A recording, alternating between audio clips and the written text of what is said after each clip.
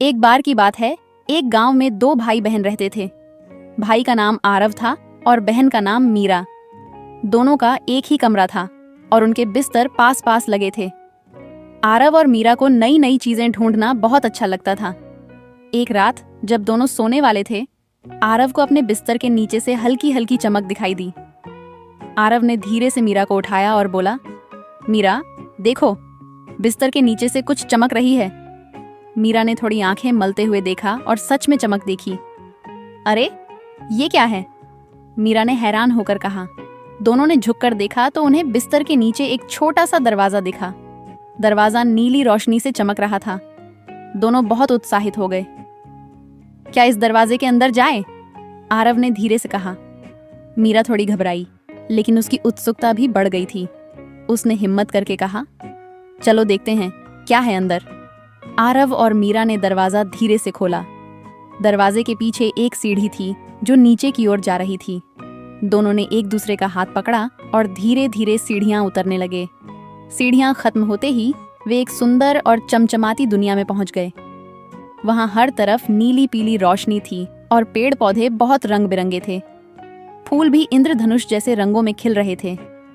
चारों तरफ तितलियां उड़ रही थीं और हवा में एक मीठी खुशबू थी।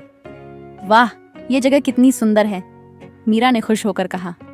आरव ने भी चारों तरफ देखा और मुस्कुराते हुए बोला, हाँ, ये तो जैसे किसी कहानी की दुनिया है।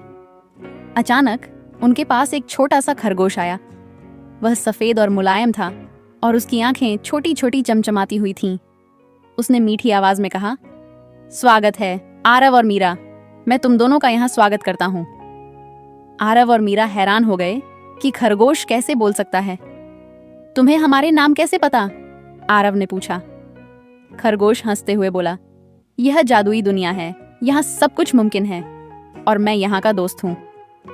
खरगोश ने उन्हें जादुई झरने के पास ले जाकर कहा, यह झरना किसी भी दुखी इंसान को खुश कर सकता है, बस इसे छूकर अपनी इच्छा मन में बोलो। दोनों ने झरने को छुआ और उनके मन में खुशियों की तरंगें दौड़ गईं। इसके बाद खरगोश ने उन्हें पेड़ के पत्तों से बने मीठे फल खिलाए जो बहुत स्वादिष्ट थे। आरव और मीरा ने पहली बार ऐसे फल खाए थे। जब दोनों को लगा कि अब वापस चलना चाहिए, तब खरगोश ने उन्हें एक छोटा सा नीला पत्थर दिया और कहा, जब भी इस दुनिया में आना चाहो, इस पत्थर को पकड़े रखना और दरवाजा खुद खुल जाएगा। आरव और मीरा ने खरगोश को धन्यवाद कहा और फिर वापस सीढ़ियां चढ़कर अपने कमरे में लौट आए। दोनों ने नीला पत्थर अपने बिस्तर के पास रखा और खुशी खुशी सो गए। अगले दिन वे दोनों बहुत खुश थे और सोच रहे थे कि कब फिर से उस जादुई दुनिया में जाएंगे। अब उनके पास एक गुप्त दुनिया का राज्य था जो सिर्फ उनका था।